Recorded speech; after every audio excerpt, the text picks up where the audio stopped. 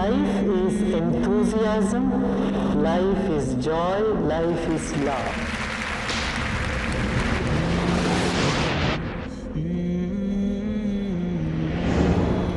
And I challenge anyone, any human being, to point out a single teaching from the Quran or the Sahih Hadith which is against humanity as a whole.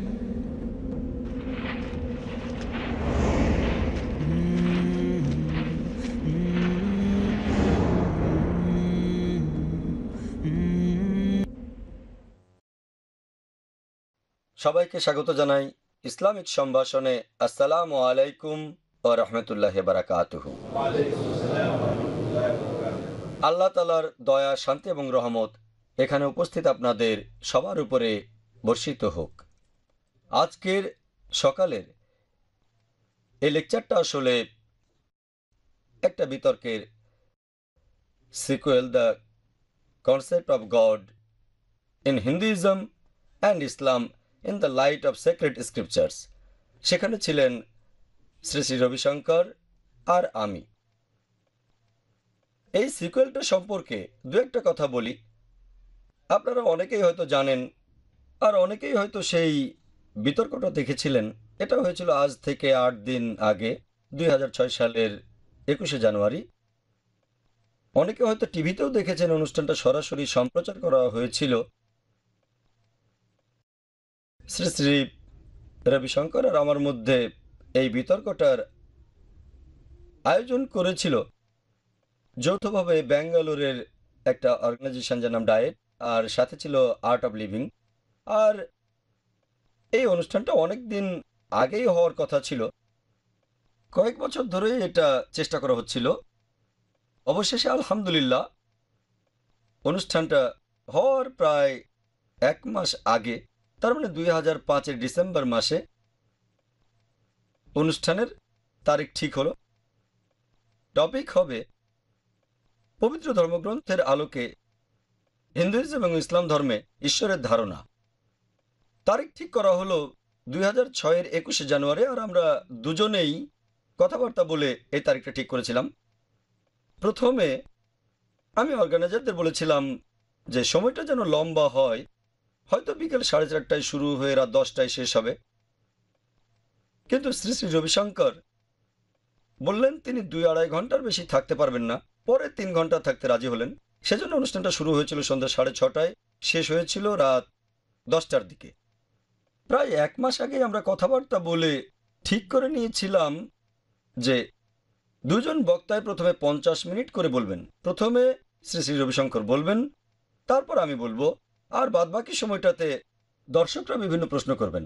কিন্তু অনুষ্ঠান শুরু হওয়ার মাত্র কয়েক ঘন্টা আগে, তার মানে 2006 সালের 21শে জানুয়ারির বিকেলে, অনুষ্ঠানের অর্গানাইজার আমাকে ফোন করলেন যে শ্রী শ্রী রবিশঙ্কর প্রথমে কথা বলবেন না, তিনি চান আমি আগে বলি, তারপর উনি বলবেন, তা না হলে এই অনুষ্ঠানটাই হবে না।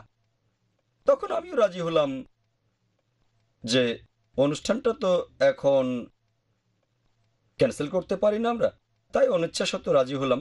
প্রথমে কথা বলতে আমার কোনো আপত্তি নেই, তবে একটা কথা, যদি আগে বলি আর উনি পরে বলেন, এটা তো মেনে নিচ্ছি। তবে আপনার কথার উত্তর দেওয়ার জন্য অন্তত 10টা মিনিট সময় দেবেন। উনি রাজি হলেন। সেজন্য অনুষ্ঠানের শুরুতে আমি প্রথমে কথা বলবো 50 মিনিট, 1 ঘন্টা বলবেন শ্রী শ্রী রবিশঙ্কর, তারপর 10 মিনিট আমি ওনার কথার উত্তর দেব। এভাবেই অনুষ্ঠান শুরু হওয়ার মাত্র কয়েক ঘন্টা আগে অনুষ্ঠানের ফরম্যাটটা বদলে গেল। আমরা যখন স্টেজে উঠেছিলাম, শ্রী শ্রী রবিশঙ্কর আমাকে জানালেন, আপনাকে প্রথমে বলতে বলেছি কারণ আমি আপনার কাছ থেকে শিখতে চাই। আর অনুষ্ঠানের ফরম্যাটটা একবার বদলে গেলে পক্ষে বিপক্ষে আনুষঙ্গিক অনেক জিনিসই পুরোপুরি বদলে যায়। তবে আমরা চেয়েছিলাম বলেই অনুষ্ঠানটা করতে পেরেছি। এখন এই সিকুয়েল করা দরকার কি? এই সিকুয়েল করার কারণ হচ্ছে, সেই বিতর্ক অনুষ্ঠানের কথা যদি বলতে হয়, যেটা topic concept of god in Hinduism and Islam in the light of sacred scriptures, বিতর্কটা কমপ্লিট। বিতর্কের রেজাল্টের কথা বলে, বিতর্কটার উদ্দেশ্যের কথা বললে তার সাথে আর কিছুই যোগ করার দরকার নেই। তবে অনেকেই পরে আমার কাছে এসে বলেছে যে উনি তার বইতে ইসলামের বিরুদ্ধে যা লিখেছেন সেটা নিয়ে আপনি কথা বললেন না কেন, অথবা ওনার অমুক কথার উত্তর দিলেন না কেন। এছাড়াও অনেকে আমাকে অনেক রকম প্রশ্ন করেছে। এখানে একটা কথা বলি, বিতর্ক অনুষ্ঠানটার কথা যদি বলেন ওটা শেষ হয়ে গেছে, ওখানে কিছুই যোগ করার নেই। 2 নম্বর পয়েন্ট, ওখানে আমার সময়টা ছিল সীমিত, সেই অল্প সময়টাকে কাজে লাগানোর চেষ্টা করেছি। আমার লেকচারেও কয়েক মিনিট সময় বেশি নিয়েছিলাম। অনুষ্ঠানের মডারেটর তারপর শ্রী শ্রী রবিশঙ্করকেও কথা বলার জন্য একই সময় দিয়েছিলেন। সময় ছিল অল্প, সেই অল্প সময় যতটুকু পারি বলেছি। 3 নম্বর পয়েন্ট, ওনার যে কথাগুলোর উত্তর আমি দিতে পারতাম সেগুলো ছিল টপিকের বাইরে। শ্রী শ্রী রবিশঙ্কর অনেক কথাই বলেছিলেন, তার বেশিরভাগ কথাই ছিল টপিকের বাইরে, তাই উত্তর দেওয়ার প্রয়োজন ছিল না। এই একটা ব্যাপার। আরেকটা ব্যাপার হচ্ছে উত্তর দিতে চাইলেও সময় তো ছিল অল্প। আর এই সিকুয়েলের 4 নম্বর পয়েন্ট হচ্ছে সেই অনুষ্ঠানে শ্রী শ্রী রবিশঙ্কর তিনি একটু বিরক্ত হচ্ছিলেন যে লোকজন তার বই নিয়ে কথা বলছে। তখন তার চলে যাওয়ারও সময় হয়ে গিয়েছিল, সেজন্য আমি ভেবেছিলাম বইয়ের ব্যাপারটা বাদ দিই, আলোচনা চালিয়ে যায়, না হলে অনুষ্ঠানে ব্যাঘাত ঘটবে। আর আপনারাও হয়তো জানেন শ্রী শ্রী রবিশঙ্কর তিনি ইন্ডিয়ার সবচেয়ে বিখ্যাত আধ্যাত্মিক গুরুদের একজন। তিনি আর্ট অফ লিভিং এর প্রতিষ্ঠাতা। তার আবিষ্কৃত টেকনিক, সুদর্শন ক্রিয়া, শ্বাস নেবার টেকনিক, আর তার প্রোগ্রাম পৃথিবীর 140টারও বেশি দেশে ফলো করা হয়। প্রতি বছর তিনি পৃথিবী জুড়ে 35টারও বেশি দেশ সফর করেন। এ পর্যন্ত তিনি অনেক আন্তর্জাতিক পুরস্কার আর সম্মাননা পেয়েছেন।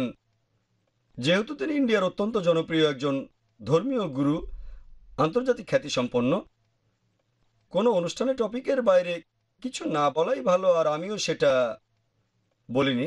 তবে উনার কিছু কথার উত্তর দেওয়ার প্রয়োজন ছিল। তার একটা উনার লেখা এই বই Hinduism and Islam the common thread, বইটার কিছু কথা আমাদের বিতর্কের টপিকের সাথে প্রাসঙ্গিক ছিল, সেগুলো বলেছি, মাত্র কয়েকটা পয়েন্ট অল্প সময়ের মধ্যে। তবে বইটা মার্কেটে কিনতে পাওয়া যায়, আর উনি একজন বিখ্যাত লোক, তাই উনার উত্তর দেওয়া প্রয়োজন। সেখানেও আমি কিছু কথা বলেছিলাম যেগুলো ছিল টপিকের বাইরে। বইটা সম্পর্কে কিছু ভালো কথা বলেছি। আমার মনে হয়েছে অনেকেই চাচ্ছেন যে এটার একটা সিকুয়েল হোক, তো এই সিকুয়েল করছি অনুষ্ঠানটার 8 দিন পরে। Concept of god in Hinduism and Islam in the light of sacred scriptures, যার বক্তা ছিলেন শ্রী শ্রী রবিশঙ্কর আর আমি। আমার লেকচারের প্রথম অংশে আমি ওনার সেই কথাগুলোর উত্তর দেব যেগুলো টপিকের বাইরে ছিল। এরপর ওনার এই বইটা নিয়ে বলবো যতদূর পারি, কারণ এখানেও আমাদের হাতে অপরন্ত সময় নেই, সারাদিন কথা বলতে পারবো না। তবে মেজর পয়েন্টগুলো কভার করব। বিতর্কটার প্রথম পার্টে আমি কথা বলেছিলাম প্রায় 1 ঘন্টা ধরে। আপনারা অনেকে হয়তো এটা লাইভ দেখেছেন অথবা পরে টিভিতে। আমি বলার পরে শ্রী শ্রী রবিশঙ্কর এলেন 1 ঘন্টা কথা বলার জন্য। তিনি তার লেকচারের শুরুতেই কয়েকটা সংস্কৃত শ্লোক বললেন। শুরুতে তিনি বললেন সন্ত কবীরের একটা শ্লোক। শ্লোকটার শেষে আছে 2.5 अक्षर प्रेम के पढ़ो तो पंडित हो। তারপর অর্থ বলতে গিয়ে তিনি কিন্তু শ্লোকটার অনুবাদটা বললেন না, সেটা বললেন তার নিজের ভাষায়। আপনি পৃথিবীর সবগুলো ধর্মগ্রন্থ পড়তে পারেন, যুক্তি আর পাল্টা যুক্তি দেখাতে পারেন, কিন্তু ভালোবাসার দুটো কথা আমাদের একতাবদ্ধ করতে পারে। তিনি সন্ত কবীরের শ্লোকটার শাব্দিক অনুবাদ করেননি, তিনি নিজের ভাষায় বললেন যে আপনি পৃথিবীর সবগুলো ধর্মগ্রন্থ পড়তে পারেন, সেগুলো নিয়ে তর্ক করতে পারেন, কিন্তু ভালোবাসার দুটো কথা সবাইকে একতাবদ্ধ করতে পারে। বিতর্কের টপিকটা ছিল পবিত্র ধর্মগ্রন্থের আলোকে হিন্দুইজম আর ইসলাম ধর্মের সর্বশক্তিমান ঈশ্বরের ধারণা। তাহলে এখানে কথা বলবো ধর্মগ্রন্থ নিয়ে, ভালোবাসা কিন্তু টপিক না। টপিক হলো ধর্মগ্রন্থগুলোর আলোকে ঈশ্বরের ধারণা হিন্দুইজম এন্ড ইসলামে। সেজন্য আমরা কথা বলবো ধর্মগ্রন্থ নিয়ে, সেটা দিয়ে একতাবদ্ধ করব, মানুষকে আলাদা করব না। ভালোবেসে একতাবদ্ধ করাটা টপিক না, টপিক হলো পবিত্র ধর্মগ্রন্থের আলোকে হিন্দুইজম এন্ড ইসলাম ধর্মে ঈশ্বরের ধারণা, আর এটা দিয়েই এই দুই মহান ধর্মের অনুসারীদের একতাবদ্ধ করব, হিন্দুইজম আর ইসলাম সত্যের পথে আনব।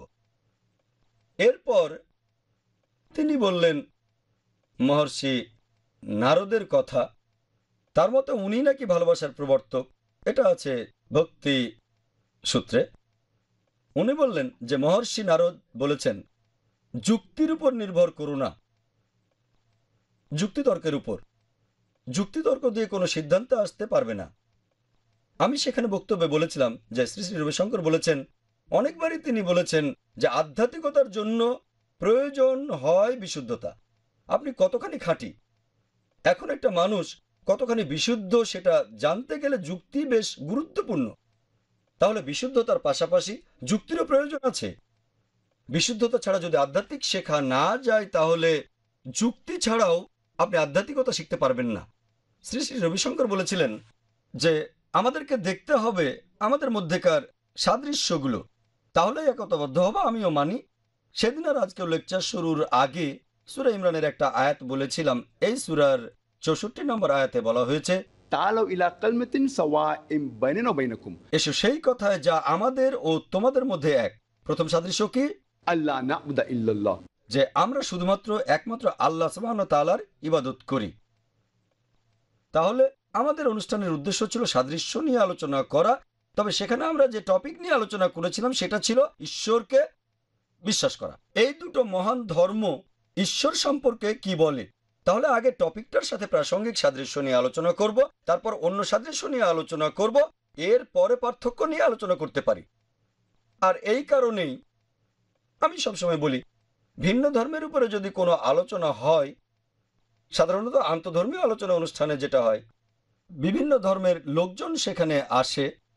হয়তো কোনো হিন্দু পণ্ডিত এসে বলবেন যে সব ধর্মই আসলে এক, খ্রিস্টান ধর্ম ভালো কথা বলে, হিন্দু ধর্ম ভালো কথা বলে, ইসলামও ভালো কথা বলে, তাহলে হিন্দু ধর্ম যা খ্রিস্টান ধর্ম তাই, ইসলামও একই জিনিস। তারপর একজন খ্রিস্টান আসলেন, হয়তো খ্রিস্টান যাজক, তিনি বলবেন খ্রিস্টান ধর্ম যে কথা বলে ইসলাম ধর্ম একই কথা বলে, হিন্দু ধর্ম একই কথা বলে। তারপরে একজন তথাকথিত মুসলিম স্টেজে আসবেন, তিনিও একই কথা বলবেন, ইসলাম যা হিন্দু ধর্মও তাই, আর খ্রিস্টান ধর্ম একই জিনিস। যদি এইসব বক্তারা যা বলেন তারা সেটা বিশ্বাস করে থাকেন, যদি মানেন যে সব ধর্মই আসলে এক, আর আমি যদি বলি যে এই যে হিন্দু পণ্ডিত উনি কি তাহলে ধর্মত্যাগ করে খ্রিস্টান হতে পারবেন? উত্তর হলো না। খ্রিস্টান যাজক কি তার ধর্ম ছেড়ে দিয়ে মুসলিম হতে পারবেন? এর উত্তরও না। তারপর সেই মুসলিম তিনি কি তার ধর্ম ছেড়ে হিন্দু হয়ে যাবেন? এর উত্তরও না। সব ধর্ম যদি একই হয় তাহলে তো যে কোনো একটা ধর্ম অনুসরণ করতে কোনো সমস্যা নেই কারো। যদি কেউ বলে 2 + 2 = 4, আপনাকে দিলাম 2 টাকা প্লাস 2 টাকা ফেরত দেবেন 4 টাকা, অথবা 2 বার 5 টাকা দিলাম 10 টাকা ফেরত দেবেন, 5 + 5 = 10, আপনার আপত্তি থাকবে না। দুটো 5 টাকার নোট নিয়ে একটা 10 টাকার নোট দেবেন, কারণ জিনিসটা একই। আর আমি বলি, আমি তুলনামূলক ধর্মতত্ত্বের একজন ছাত্র, আমাদের মানতে হবে যে সবগুলো ধর্ম আসলে এক না। কিছু কিছু কথা হয়তো একই রকম, তবে সামগ্রিকভাবে 100% পৃথিবীর ধর্মগুলো একরকম না। যদি কেউ কথা বলে সে লোকজনকে বোকা বানাচ্ছে। যেন 3 জন টিচার স্টেজে আসলেন, তারপর বললেন 2 + 2 = 3, 2 + 2 = 4, 2 + 2 = 5। 3 জন টিচারই বললেন যে এই 3টা সমীকরণের সবগুলোই ঠিক। এভাবে হয়তো গ্রামের অশিক্ষিত লোকদের বোকা বানানো যেতে পারে, তবে যে স্কুলে গেছে সে বলতে পারবে যে এই সমীকরণগুলো এক না। একইভাবে যেসব লোকজন ধর্ম সম্পর্কে জানে না, যদি আন্তধর্মীয় কোনো আলোচনা হয় সেখানে তাদের হয়তো বোকা বানানো যেতে পারে, কিন্তু যারা তুলনামূলক ধর্মতত্ত্ব সম্পর্কে সামান্য হলেও জানে তারা কখনোই মানবে না যে সবগুলো ধর্মের সবকিছুই এক। কিছু ব্যাপারে মিল থাকতে পারে। তাই আমি সাধারণত যেটা বলি সেটা হচ্ছে, আসুন আমরা এটা মেনে নেই, অন্তত পক্ষে একটা ধর্মগ্রন্থ, একটা কিতাব একেবারে 100% ঈশ্বরের বাণী। কথাটাতে কেউ কোনো আপত্তি করবে না। হিন্দুরা বলবে বেদকে ঈশ্বরের বাণী বলে মানতে আমাদের কোনো আপত্তি নেই 100%। তারপর খ্রিস্টানরা বলবে বাইবেলকে ঈশ্বরের বাণী বলে মেনে নিতে আমাদের কোনো আপত্তি নেই। এরপর মুসলিম বলবে কোরআনকে ঈশ্বরের বাণী বলে মেনে নিতে আমাদের কোনো আপত্তি নেই। এই হলো আমাদের প্রথম সাদৃশ্য। এখন আমি বলবো ধর্মগ্রন্থগুলোতে যেগুলো কমন যেটাকে সেই ধর্মের অনুসারীরা ঈশ্বরের বাণী বলে মানছেন, আসুন এই ধর্মগ্রন্থগুলো থেকে আমরা সাদৃশ্যগুলো বের করি আর মেনে নেই। অন্ততপক্ষে যেগুলো কমন সেগুলো আন্তরিকভাবে মেনে চলার চেষ্টা করি আমরা। যেগুলো কমন না সেগুলো নিয়ে পরে বলবো, মানতে পারেন নাও মানতে পারেন। তবে এই ধর্মগ্রন্থগুলোতে যে জিনিসগুলো কমন অন্ততপক্ষে এটা মেনে নেই, সেগুলো মানব, কারণ কেউ এখানে আপত্তি করবে না যে অংশগুলো কমন। এই 3টা ধর্মগ্রন্থের মধ্যে যে জিনিসগুলো কমন সেগুলো ঈশ্বরের বাণী। আমরা এই কাজটা করেছি, সবসময় এটাই করি। যে জিনিসগুলো বেদ আর কোরআনের মধ্যে কমন, হিন্দু আর ইসলাম ধর্মগ্রন্থগুলোতে যেগুলো কমন আসলে অন্ততপক্ষে সেগুলো মেনে চলার চেষ্টা করি। যেসব জায়গায় পার্থক্য আছে সেগুলো আপনারা মানবেন কি মানবেন না সেটা আলাদা প্রসঙ্গ, এগুলো নিয়ে পরে কথা বলা যাবে। যেগুলো কমন অন্তত সেগুলো মেনে নেই। আলোচনাটার উদ্দেশ্য ছিল এই 2 মহান ধর্মের অনুসারীদের বোঝানো অন্তত সেগুলো মানেন যেগুলো কমন। সেখানে আমি বিভিন্ন ধর্মগ্রন্থের উদ্ধৃতি দিয়েছিলাম রেফারেন্স সহ, যাতে করে বুঝতে পারেন এই 2 ধর্মের মধ্যে কি কি সাদৃশ্য আছে। আমি মানে আমাদের একতাবদ্ধ হতে হবে, তবে সেখানে বিশুদ্ধতা থাকবে, থাকবে যুক্তি। এছাড়াও শ্রী শ্রী রবিশঙ্কর আরও কিছু শ্লোক বলেছিলেন। তিনি বলেছিলেন যে লোকে বলে খোদাকে তো দেখতে পাই না, আর দিওয়ানা বলে খোদা ছাড়া তো কিছুই দেখি না। আমি পরে তার উত্তর দিয়েছিলাম, প্রথমেই বলি সর্বশক্তিমান ঈশ্বরকে মানুষের চোখ দিয়ে দেখা প্রসঙ্গ নিয়ে এটা উল্লেখ করা হয়েছে শ্বেতাসূত্র উপনিষদে 4 নম্বর অধ্যায়ের 20 নম্বর অনুচ্ছেদে। ঈশ্বরকে কখনো দেখা যায় না, কেউ তাকে কখনো চোখ দিয়ে দেখতে পারে না। কোরআনেও একই ধরনের কথা আছে। সূরা আনাম 6 নম্বর অধ্যায়ের 103 নম্বর আয়াতে বলা হয়েছে, এখানে আছে যে দৃষ্টি তাকে অবধারণ করতে পারে না, কারো দৃষ্টি আল্লাহ তাআলাকে অবধারণ করতে পারে না, কিন্তু তিনি সকল দৃষ্টি অবধারণ করতে পারেন, তিনি আমাদের বোধশক্তির ঊর্ধ্বে। তাহলে কোরআন বলছে আমরা মানুষরা এই পৃথিবীতে আল্লাহ তাআলাকে দেখতে পাবো না।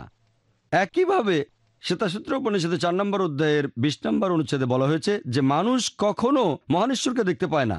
যদি এখানে অন্য কিছু দেখার কথা বলা হয়, দিওয়ানা খোদাকে ছাড়া আর কিছুই দেখে না। আল্লাহ তাআলার নিদর্শন হলে ঠিক আছে, সে আল্লাহর নিদর্শন দেখতে পারে। আল্লাহ পবিত্র কোরআনে বলেছেন সূরা ফুসিলাতের 53 নম্বর আয়াতে উল্লেখ করা হয়েছে, सनुरीहिम आयातिना फिल आफाकी व फी अनफुसिहिम हत्ता यतबय्यन अन्नहु लक। আমি তাদের জন্য আমার নিদর্শনগুলো ব্যক্ত করব বিশ্বজগতে এবং তাদের নিজেদের মধ্যে, যতক্ষণ না তাদের কাছে সুস্পষ্ট হয়ে ওঠে যে এটাই সত্যি। আল্লাহ সুবহানাহু ওয়া তাআলা নিজে দায়িত্ব নিয়েছেন যে তিনি প্রত্যেকটা মানুষকে নিদর্শন দেখাবেন। সে পৃথিবীর যেখানে থাকুক না কেন, যে ধর্মেরই অনুসারী হোক না কেন, আল্লাহ সবাইকে নিদর্শন দেখাবেন। বিশ্বজগতে আল্লাহর এরকম নিদর্শন দেখতে পাবেন, সূর্য, চাঁদ, পাহাড়, পর্বত সবকিছুই আল্লাহর নিদর্শন। এইসব নিদর্শন দেখে সর্বশক্তিমান আল্লাহ সুবহানাহু ওয়া তাআলার অস্তিত্বকে অনুভব করা, এটা আমরা মানি। কোরআন সেটা বলছে আর বেদও একই কথা বলছে। এছাড়াও শ্রী শ্রী রবিশঙ্কর ধর্মগ্রন্থ থেকে খুব কম উদ্ধৃতি দিয়েছিলেন, কোনো রেফারেন্স তিনি দেননি, আর তার বেশিরভাগই ছিল শ্লোক অথবা তার নিজের কথা। ঈশ্বর প্রত্যেক মানুষের হৃদয়ে অবস্থান করেন, তিনি এটা বলেছিলেন। যদি বলেন শারীরিকভাবে, এ কথা কোরআনে বা হিন্দু ধর্মগ্রন্থের কোথাও বলা হয়নি, কিন্তু যদি কথাটার রূপক অর্থ ধরেন, আল্লাহ পবিত্র কোরআনে বলেছেন সূরা কফ 16 নম্বর আয়াতে উল্লেখ করা হয়েছে যে আল্লাহ তোমার গলার ধমনির চেয়েও কাছে অবস্থান করেন। তিনি আমাদের কাছাকাছি আছেন, তার জ্ঞান সব মানুষের মধ্যে আছে, তার নিয়ন্ত্রণ সব জায়গাতে। এভাবে দেখলে তিনি কাছাকাছি, গলার ধমনির চেয়েও কাছে। গলার ধমনির সাথে সরাসরি হার্টের একটা কানেকশন আছে। এভাবে দেখলে আমাদের কোনো আপত্তি নেই। আল্লাহ তাআলা আমাদের গলার ধমনির চেয়েও কাছে আছেন, সব মানুষের কাছাকাছি আছেন। শ্রী শ্রী রবিশঙ্কর আরেকটা শ্লোক বলেছিলেন, সেটা হলো যে तुमको नहीं पता खुदा, लेकिन दिलदार तुम्हें मैंने खुदा माना। অর্থাৎ আপনি হয়তো জানেন না ঈশ্বরকে, কিন্তু যে ভালোবাসে तुमको मैंने खुदा माना। এই জিনিসগুলো আপনারা সিনেমাতে দেখতে পাবেন যে নায়ক নায়িকাকে বলছে তুমি তো আমার খোদা, এরকম বিভিন্ন শ্লোক বলছেন তিনি। যদি এগুলোর আক্ষরিক অর্থ ধরেন সেটা ভুল হবে, কিন্তু যদি আপনারা এই কথাগুলোর রূপক অর্থটা ধরেন আল্লাহ পবিত্র করণে বলেছেন, সূরা রুমের 21 নম্বর আয়াতে উল্লেখ করা হয়েছে, তার নিদর্শনাবলীর মধ্যে রয়েছে তোমাদের জীবন সঙ্গিনী, তোমাদের জীবন সঙ্গীদের সৃষ্টি করেছেন এবং তোমাদের মধ্যে পারস্পরিক ভালোবাসা ও দয়া সৃষ্টি করেছেন যাতে তাদের সাথে শান্তিতে বসবাস করতে পারো। তাহলে আল্লাহ আমাদের মধ্যে পারস্পরিক ভালোবাসা আর দয়া দিয়েছেন যাতে শান্তিতে বসবাস করতে পারি। এগুলো আল্লাহ নিদর্শন। তাহলে আল্লাহ মানুষকে এমনভাবে বানিয়েছেন যে আমরা একে অন্যকে ভালোবাসবো, বিশেষ করে জীবন সঙ্গীকে। এভাবে দেখলে ঠিক আছে, আপনার স্ত্রীর দিকে তাকালে আপনি হয়তো আল্লাহর আরো কাছাকাছি আসবেন আর নিদর্শনগুলো বুঝতে পারবেন। তার মানে এই না যে মানুষের মধ্যেই আল্লাহ বাস করেন অথবা যাকে ভালোবাসেন তার মধ্যে, তাকে দেখে আপনি আল্লাহ তাআলার অস্তিত্ব অনুভব করতে পারেন। আর এখানে এই শ্লোকগুলো অপ্রাসঙ্গিক হোক, সেটা সন্ত কবিরের শ্লোক অথবা সিনেমার কোনো গান। আমাদের আলোচনার বিষয় হলো পবিত্র ধর্মগ্রন্থের আলোকে সর্বশক্তিমান ঈশ্বরের ধারণা। এখানে আমরা পবিত্র ধর্মগ্রন্থের কথা বলবো আর ধর্মগ্রন্থে সর্বশক্তিমান ঈশ্বরের ধারণা সম্পর্কে বলবো। সন্ত কবিরের শ্লোক হিন্দু ধর্মগ্রন্থের কথা না। এছাড়াও শ্রী শ্রী রবিশঙ্কর আরও বলেছেন যে যখন মিল দেখব আমরা হাত মেলাবো, আর যখন আমাদের পার্থক্য থাকবে তখনও হাত মেলানো উচিত। আমার এতে কোনো আপত্তি নেই। মিল থাকলে আমরা হাত মেলাবো, যখন মিল থাকবে না তখনও হাত মেলাতে পারি। আমি হাত মেলানোর পাশাপাশি ওনাকে জড়িয়ে ধরেছি। ওনার সব কথার সাথে আমি একমত নই, তারপরও তার সাথে হাত মেলানোর পাশাপাশি কোলাকুলি করেছি। উনি আরো বলেছিলেন যে আমরা আমাদের সমাজকে উন্নত করার চেষ্টা করব। হিন্দু নেতারা তাদের হিন্দু সমাজের খারাপ জিনিসগুলো বাদ দেওয়ার চেষ্টা করবেন, সমাজকে আরো উন্নত করবেন, সমাজের খারাপ জিনিসগুলো বদলে দিয়ে আরো উন্নত করতে হবে। মুসলিম নেতারা মুসলিম সমাজকে উন্নত করবেন, আমার এতে আপত্তি নেই। হিন্দুরা তাদের সমাজকে উন্নত করবে আর মুসলিমরা তাদের সমাজকে উন্নত করবে। তবে আমরা কেন স্বার্থপর হব? আরো এক ধাপে গিয়ে বলতে পারি মুসলিমরা নিজেদের উন্নতির পাশাপাশি সাহায্য করবে হিন্দুদের, খ্রিস্টানদের, জৈনদের, বৌদ্ধদেরও। স্বার্থপর হব কেন? শুধু নিজেদের উন্নতিটি দেখব কেন? ইসলাম গুরুত্বপূর্ণ, তবে ইসলামের পাশাপাশি দাওয়া দেওয়াটাও গুরুত্বপূর্ণ। আল্লাহ পবিত্র কোরআনে বলেছেন, সূরা নাহলের 125 নম্বর আয়াতে উল্লেখ করা হয়েছে, উদু ইলা সাবিলি রাব্বিকা বিল হিকমা ওয়াল মাউযাতিল হাসনা ওয়াজাদিল বিল্লাতি আহসান। মানুষকে তোমার প্রতিপালকের পথে আহ্বান করো হিকমত ও সদুপদেশ দ্বারা, তাদের সাথে তর্ক করো, তাদের যুক্তি দেখো সবচেয়ে উত্তম ও গ্রহণযোগ্য পন্থায়। ইসলামের পাশাপাশি আমাদের দাওয়াও দিতে হবে, কারণ আমরা পৃথিবীর সব মানুষই একে অন্যের ভাই। পবিত্র কোরআনে সূরা হুজুরাতে 13 নম্বর আয়াতে উল্লেখ করা হয়েছে, ইয়া আইয়ুহান নাসু ইন্না খালাকনাকুম মিন যাকরিন ওয়া উনসা ওয়াজআলনাকুম শুউবান ওয়া কাবাইলা লিতাআরাফু ইন্নাকাল মুমিনুল্লাহি ইয়াতকাকুম ইন্নাল্লাহু আলিমুন খাবীর। হে মানুষ জাতি, আমি তোমাদের সৃষ্টি করেছি এক পুরুষ ও এক নারী হতে, তারপর ভাগ করেছি বিভিন্ন জাতি ও গোত্রে, এজন্য নয় যে তোমরা পরস্পরকে ঘৃণা করবে, যাতে পরস্পরের সাথে পরিচিত হতে পারো, এবং আল্লাহ তাআলার কাছাকাছি সেই ব্যক্তির মর্যাদা যার রয়েছে তাকওয়া। একজন মানুষ আরেকজনের চেয়ে বড় হবে, এর মানদণ্ডটা অর্থ সম্পদ নয়, তার বয়স না, তার লিঙ্গ না, তার গোত্র না, অথবা জাতি নয়, এটা হলো তাকওয়া, অর্থাৎ আল্লাহ তাআলাকে মেনে চলা, ধার্মিকতা এবং ন্যায়নিষ্ঠতা। শ্রী শ্রী রবিশঙ্কর আরও বলেছিলেন যে আমরা অন্য ধর্মের সমালোচনা কখনো করব না, কোনো ধর্ম নিয়ে সমালোচনা করব না। জানি না উনি আমার কথা বুঝেছিলেন কিনা, তবে সেই অনুষ্ঠানে আপনারা আমার কথাগুলো শুনলে সেখানে দেখবেন, সেখানে একটা কথাও খুঁজে পাবেন না আপনারা যেখানে আমি হিন্দু ধর্মের সমালোচনা করেছি। আমি সেখানে হিন্দু ধর্মের কোনো সমালোচনাই করিনি, হিন্দু ধর্মের কোনো সমালোচনাই আমি করিনি। এমন না যে আমি তাদের সব কথাই মানি, তবে সেখানে উদ্দেশ্য ছিল সাদৃশ্য নিয়ে কথা বলা, সমালোচনা করিনি, বরং এই দুই মহান ধর্মের সাদৃশ্য নিয়ে কথা বলেছি। পার্থক্য হয়তো অনেক বেশি, তবে উদ্দেশ্য ছিল সাদৃশ্য নিয়ে কথা বলা, পার্থক্যগুলো নিয়ে কথা বলা নয়। এছাড়াও উনি বলেছিলেন আমরা আচার অনুষ্ঠানের সমালোচনাও করব না, যদি না কেউ সেটা সম্পর্কে জানতে চায়। তার মানে উনি বলতে চাচ্ছেন সমালোচনা করা যাবে যদি কেউ সেটা সম্পর্কে আপনার কাছে জানতে আসে। সেই অনুষ্ঠান শুরু হওয়ার আগে শ্রী শ্রী রবিশঙ্কর বলেছিলেন আপনাকে প্রথমে লেকচার দিতে বলেছি কারণ আপনার কাছে শিখতে চাই। আমি জানি না ব্যাপারটা আসলে সেরকম কিনা। উনি শিখতে চাইলে তো সেটা 1 মাস আগেই আমার কাছে বলতে পারতেন, কয়েক ঘন্টা আগে। কেন এই সময় কেন তার মনে হলো যে আমার কাছে শিখতে পারবেন? ওনার নিয়ত কি ছিল আমি জানি না, তারপরেও যদি মেনে নেই যে উনি আমার কাছে শিখতেই এসেছেন, তাহলে কেউ ওনার লেখা বইটা নিয়ে সমালোচনা করলে উনি কেন বিরক্ত হবেন? সেই অনুষ্ঠানটা দেখলে আপনারা বুঝতে পারবেন উনি বিরক্ত হচ্ছেন, যে আমার বইটা নিয়ে প্রশ্ন করছেন কেন, মানুষজন সবাই তো বইটা নিয়ে এরকম করছে কেন, ইত্যাদি ইত্যাদি। যদি কেউ শিখতেই আসে, যদি ছাত্র শিক্ষকের কাছে কিছু শিখতে আসে, তার মানে ব্যাপারটা কিন্তু এরকম না যে সেই ছাত্র যা বলবে শিক্ষক তার সব কিছুই মেনে নেবে, দ্বিমত হতে পারবেন না। অথবা দুইজন জ্ঞানী লোক যদি কথা বলেন, এমন না যে তারা সব জায়গাতে একমত হবেন, একমত নাও হতে পারেন, তবে তাদের নিরপেক্ষ হতে হবে। যদি একজন বক্তার কথা যুক্তিসঙ্গত হয়, তাহলে আমরা দৃষ্টিভঙ্গিটাই বদলাবো। অনুষ্ঠানটা করার উদ্দেশ্য ছিল তাই, যাতে এক অন্যকে বুঝতে পারি।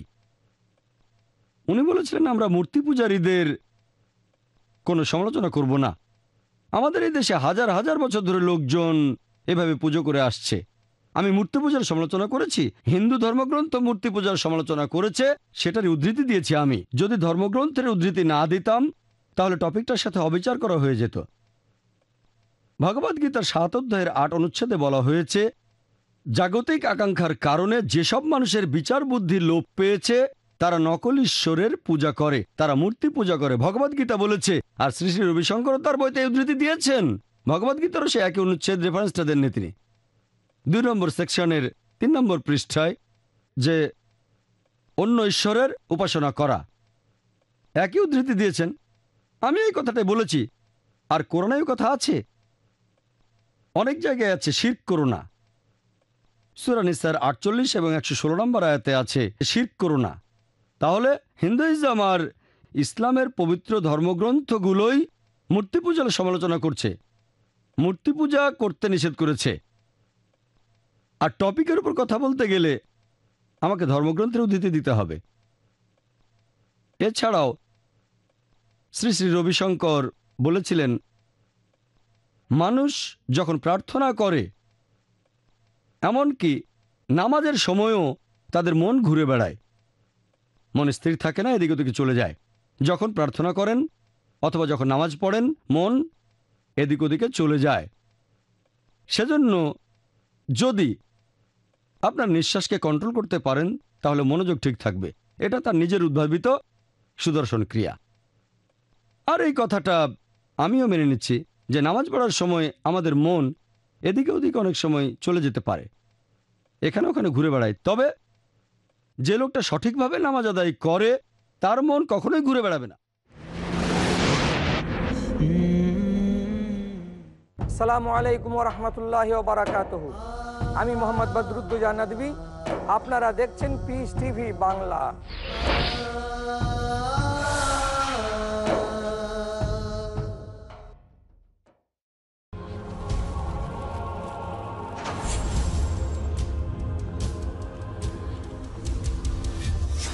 আকাশের রংধনু আমরা জীবনে বহুবার উপভোগ করেছি।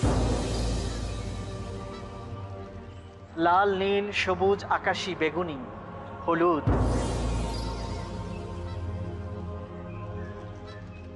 নানা রঙের সমাহার আমরা দেখেছি রংধনু।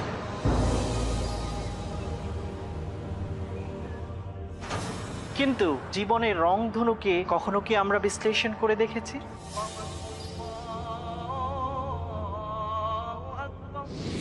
আমরা জীবনের উত্থান পতন, চড়াই উতরাই, আনন্দ বেদনা, ক্ষোভ হতাশা সম্পর্কে বিস্তারিত জানার চেষ্টা করব।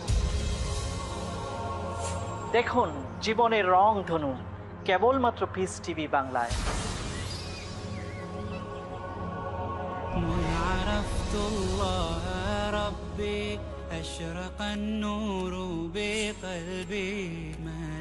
জানুন কত কার্যকরীভাবে মুমিন বান্দা নিজের প্রতিটি কাজকে ইসলামী রঙে রঞ্জিত করে। জীবনের রংধনু, প্রতি মঙ্গলবার রাত 10টায়, পুনঃ সম্প্রচার সকাল 8:30 বাংলাদেশে, পিস টিভি বাংলায়।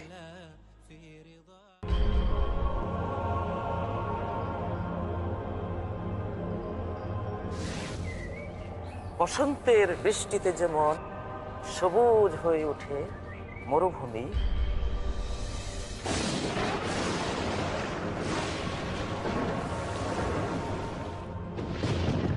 তেমনি জীবন্ত হয়ে ওঠে আল কোরআনের জ্ঞানের ঝর্ণাধারায় মানব হৃদয়।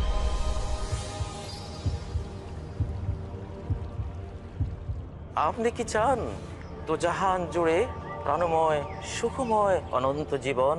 তাহলে দেখুন পিস টিভি বাংলায় আমাদের আয়োজন আল কোরআনের জীবন ঘনিষ্ঠ বিধিবিধান।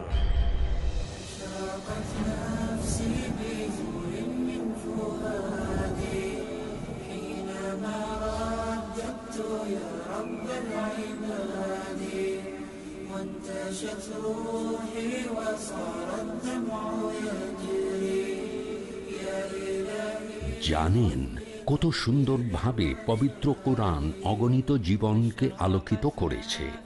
আল কোরআনের জীবন ঘনিষ্ঠ বিধিবিধান আজ রাত 10:30 বা পুনঃ সম্প্রচার সকাল 9টায় বাংলাদেশে পিস টিভি বাংলায়।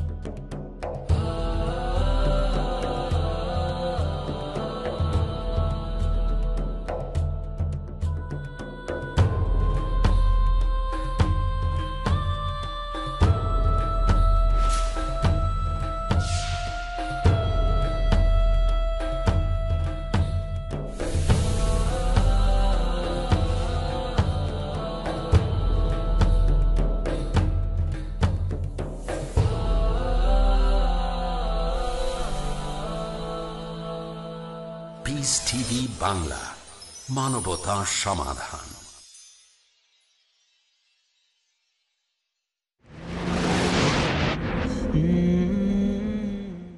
যদি সঠিকভাবে নামাজ আদায় করেন তাহলে আপনার মনোযোগ আল্লাহ তাআলার ইবাদতের দিকেই থাকবে। আমার একটা লেকচার সালাহ এ প্রোগ্রামিং টুয়ার্ডস রাইচিয়াসনেস, সেখানে নামাজের উপর বিস্তারিত বলেছি।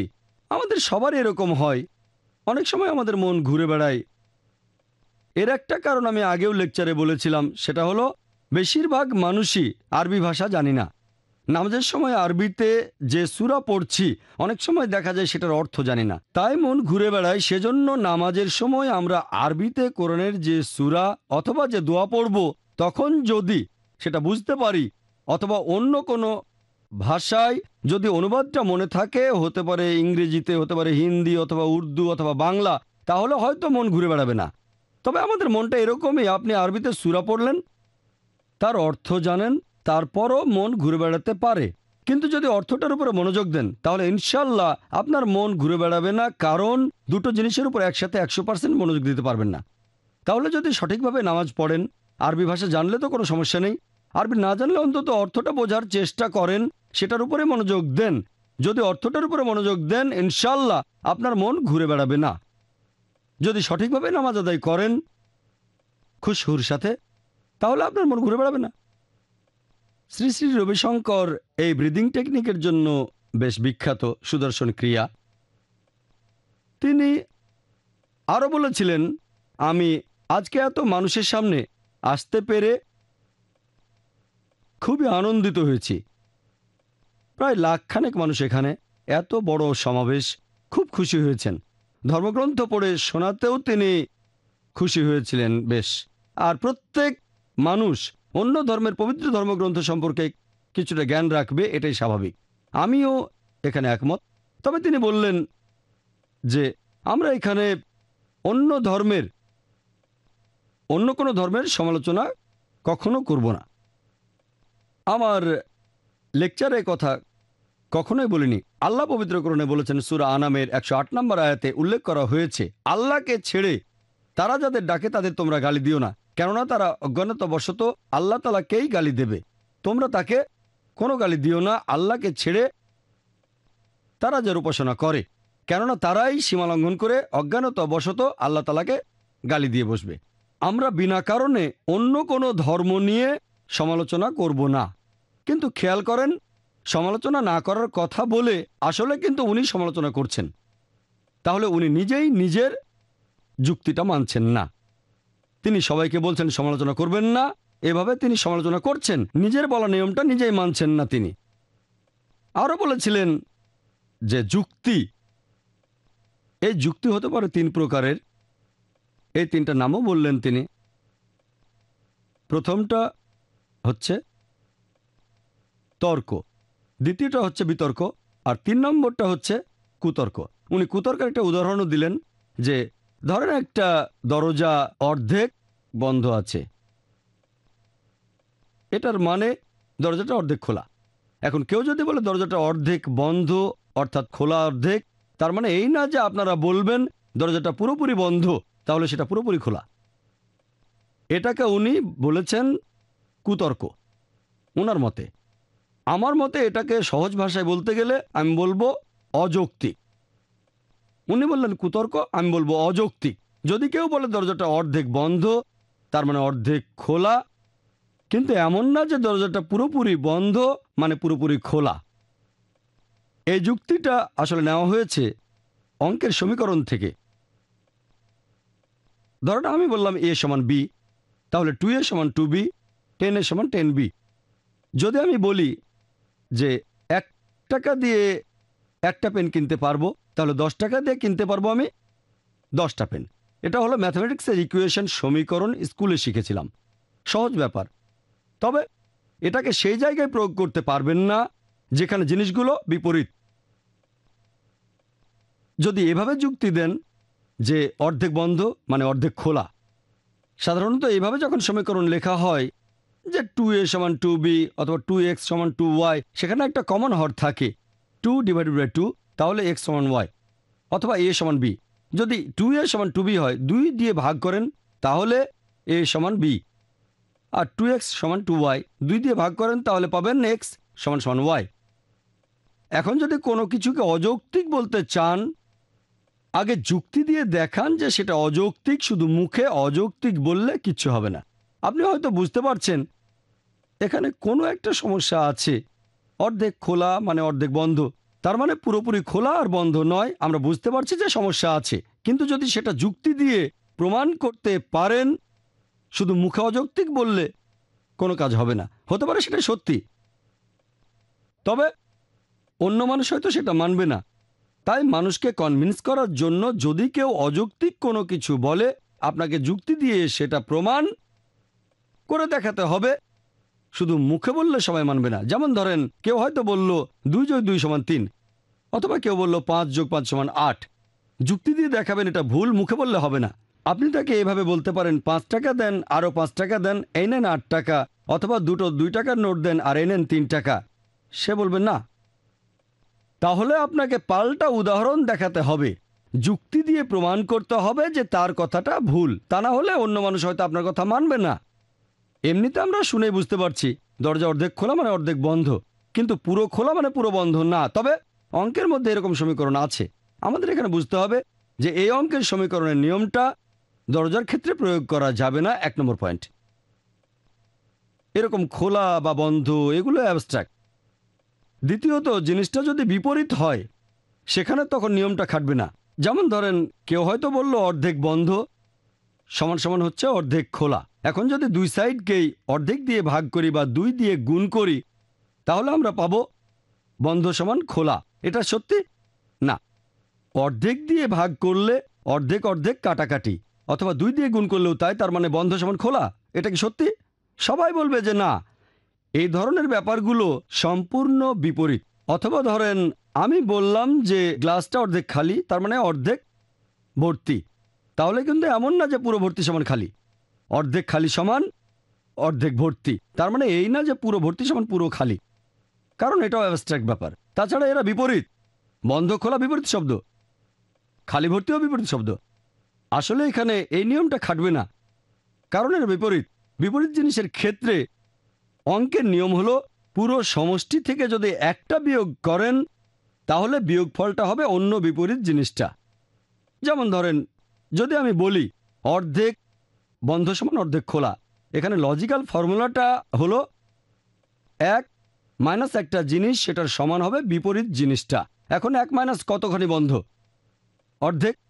তাহলে অর্ধেক খোলা মানে অর্ধেক বন্ধ। কিন্তু সেটা যদি কোয়ার্টার খোলা থাকে, 1 মাইনাস 1/4, 3/4, কোয়ার্টার খোলা মানে 3/4 বন্ধ। পুরো খোলা মানে 1 বিয়োগ 1, সেটা কত? 0। তাহলে পুরো খোলা মানে 0 বন্ধ, তার মানে বন্ধ না। অঙ্কের এই ফর্মুলাটা উনি ভুল জায়গায় প্রয়োগ করেছেন। একটা সাধারণ মানুষও বুঝতে পারবে যে এটা ঠিক না, হয়তো পাল্টা যুক্তি দেখাতে পারবে না। শ্রী শ্রী রবিশঙ্করের এই কুতর্কের কথাটা অনেক আগেই ওনার বেশ কিছু ভিডিওতে শুনেছি, কিন্তু কোথাও উনি যুক্তি দিয়ে সেটা প্রমাণ করেননি। উনি বলেছেন কুতর্ক ঠিক নয়।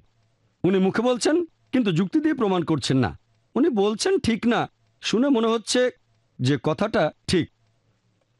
সাধারণ মানুষ বুঝবে যে সমস্যা আছে, কিন্তু যুক্তি দিয়ে দেখাতে পারবে না। ধরেন আপনি একটা অযৌক্তিক কথা বললেন, কেউ যুক্তি দিয়ে খণ্ডাতে পারল না, তার মানে এই না যে কথাটা সত্যি। এখন এই ব্যাপারটা নিয়ে কেউ কিছু বলল না যে অর্ধেক বন্ধ মানে অর্ধেক খোলা, পুরো বন্ধ মানে পুরো খোলা, তার মানে এই না যে কথাটা ঠিক। উনি এটাকে বলছেন কুতর্ক, আমি বলবো অযৌক্তিক। আর সেজন্যই দেখবেন, যদিও শ্রী শ্রী রবিশঙ্কর বলেছেন আপনারা যুক্তি ব্যবহার করবেন না, তারপরও অনেকগুলো উদাহরণে তিনি যুক্তি ব্যবহার করেছেন। কিছু হয়তো সঠিক, আমিও সেগুলো মানি, আর কিছু কথা মানি না। যে কথাটা মানি না সেখানে যুক্তি দিয়ে প্রমাণ করতে হবে যে সেটা কুতর্ক, দেখাতে হবে সেটা অযৌক্তিক। যদি এটা না করেন তাহলে লোকজনেরও বুঝতে সমস্যা হবে। এছাড়াও শ্রী শ্রী রবিশঙ্কর বলেছিলেন যে ঈশ্বর সব কিছু ভালোবাসেন, সবাইকে ভালোবাসেন। আপনারা জানেন অনেকে এরকম অভিযোগ করে, বিশেষ করে খ্রিস্টানরা, যে ও ইসলাম ধর্মের ঈশ্বর খুবই নিষ্ঠুর, প্রতিশোধ পরায়ণ, খুবই রাগী, ইত্যাদি ইত্যাদি। খ্রিস্টান ধর্মের ঈশ্বর সবাইকে ভালোবাসেন, এরকম বিভিন্ন কথা। এ ব্যাপারে কোরআনের উদ্ধৃতি দিচ্ছি। পবিত্র কোরআনের সূরা বুরুজের 14 নম্বর আয়াতে উল্লেখ করা হয়েছে যে হুয়াল গফুরুল ওয়াদুদ, এবং আল্লাহ সুবহানাহু ওয়া তাআলা ক্ষমাশীল আর প্রেমময়। আল্লাহর একটা বৈশিষ্ট্য হলো ওয়াদুদ, ক্ষমাশীল, প্রেমময়। এই কথা আবারও আছে সূরা হুদের 90 নম্বর আয়াতে উল্লেখ করা হয়েছে যে আল্লাহ সুবহানাহু ওয়া তাআলা তিনি পরম দয়ালু এবং তিনি প্রেমে পরিপূর্ণ, তিনি ওয়াদুদ। আর পবিত্র কোরআনে এরকম অনেক জায়গায় আল্লাহ তাআলার ভালোবাসার কথা বলা হয়েছে। যেমন ধরেন সূরা মাইদার 13 নম্বর আয়াতে উল্লেখ করা হয়েছে যে দয়াবানদেরকে আল্লাহ ভালোবাসেন। পবিত্র কোরআনের সূরা মাইদার 42 নম্বর আয়াতে উল্লেখ করা হয়েছে যে আল্লাহ ন্যায়পরায়ণদের ভালোবাসেন। এছাড়াও সূরা মাইদা 93 নম্বর আয়াতে উল্লেখ করা হয়েছে যে আল্লাহ ভালোবাসেন সৎকর্মপরায়ণদের। এরকম পবিত্র কোরআনে অনেক জায়গায় বলা হয়েছে যে আল্লাহ সুবহানাহু ওয়া তাআলা এইসব মানুষকে ভালোবাসেন। এভাবে দেখলে হ্যাঁ, আল্লাহ ক্ষমাশীল, আল্লাহ প্রেমময়।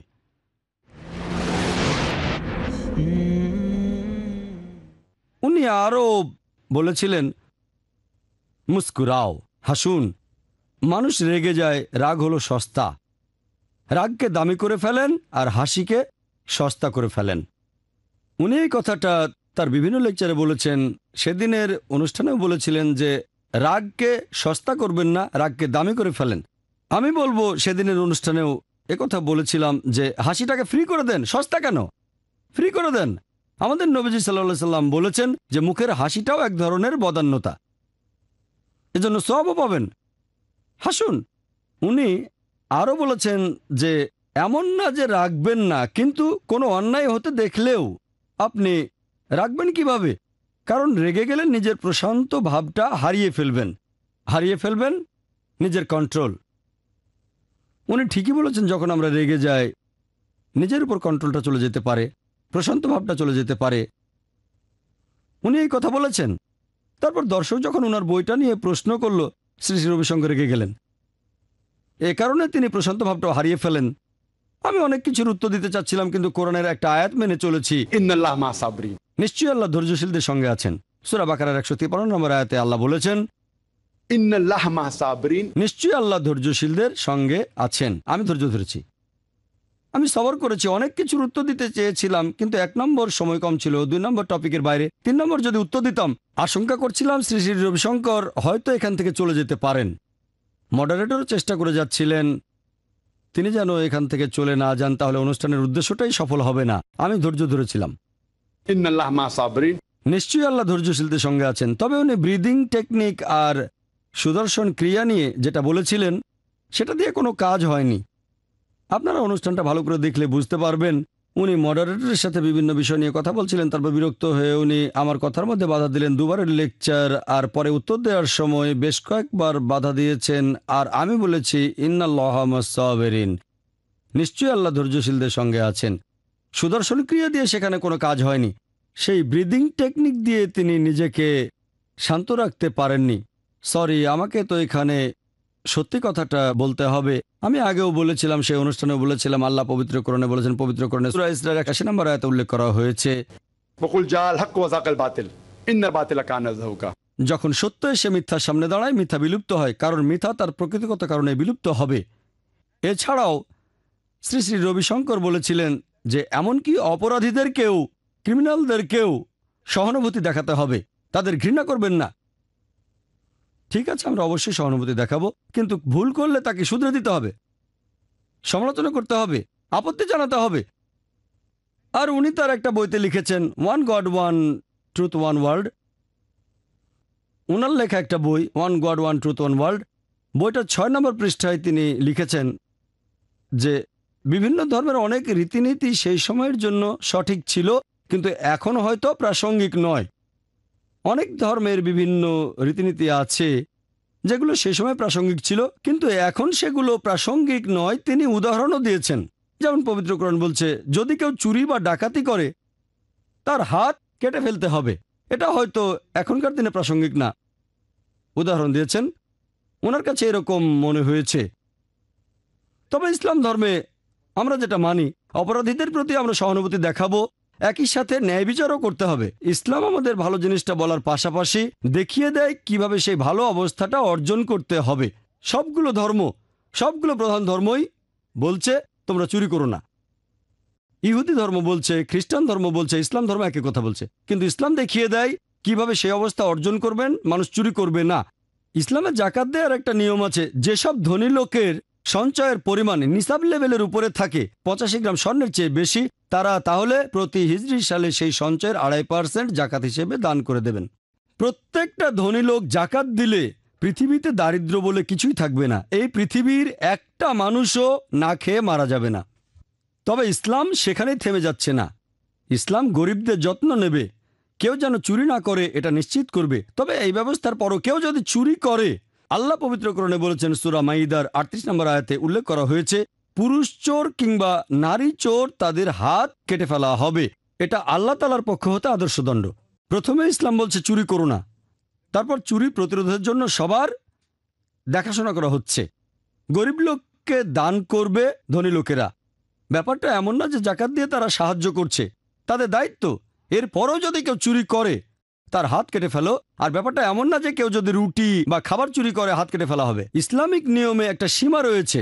যদি কেউ খাবার চুরি করে তার মানে সমস্যাটা আসলে সেই দেশের শাসকের, এটা সেই দেশের নেতাদের দোষ। লোকজন কেন না খেয়ে মারা যাবে, এক্ষেত্রে হাত কাটা হবে না। যদি সেই লোকটার ব্যাপারে যত্ন নেওয়া হয়, তারপরও আরামায়েশের জন্য চুরি করে, 5 স্টার হোটেলে থাকে, সিনেমা দেখতে যায়, অতিরিক্ত খরচ করে, তাহলে সেটা একটা সমস্যা। যদি অনেক টাকা চুরি করে, রুটি অথবা খাবার চুরি না, তাহলে হাত কেটে ফেলা হবে। প্রসঙ্গটা দেখতে হবে বিস্তারিত নবীজির হাদিসে। যদি শুধু মুখে বলেন চুরি করো না, তারপরে কেউ চুরি করলো, তাহলে আপনি কি করবেন? কেউ 1 লাখ টাকা চুরি করলো, আপনি সহানুভূতি দেখালেন, কোনো সমস্যা নেই, সে 2 লাখ টাকা চুরি করবে, তারপর 3 লাখ টাকা, তাহলে কি শাস্তি দেবেন? পারস্পরিক ভালোবাসা, সেটাও কি থাকবে? মুখে বলা খুব সহজ। কেউ যদি শ্রী শ্রী রবিশঙ্করের ধন সম্পদ চুরি করে, উনি কি করবেন? সব মেনে নেবেন? উনার অর্গানাইজেশনটা বেশ বড়, আর সেখানে কয়েকশো কোটি টাকার বাজেট, বড় অর্গানাইজেশন।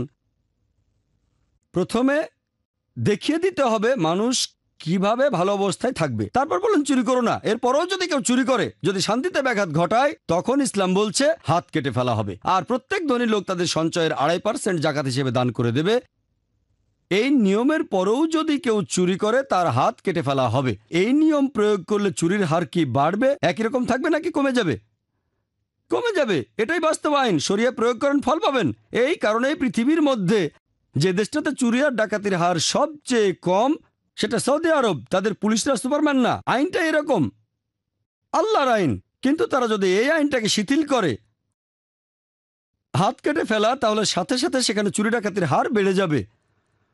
মানুষ মনে করে সৌদি আরবে প্রতি দুজনের মধ্যে একজনের হয়তো হাত নেই।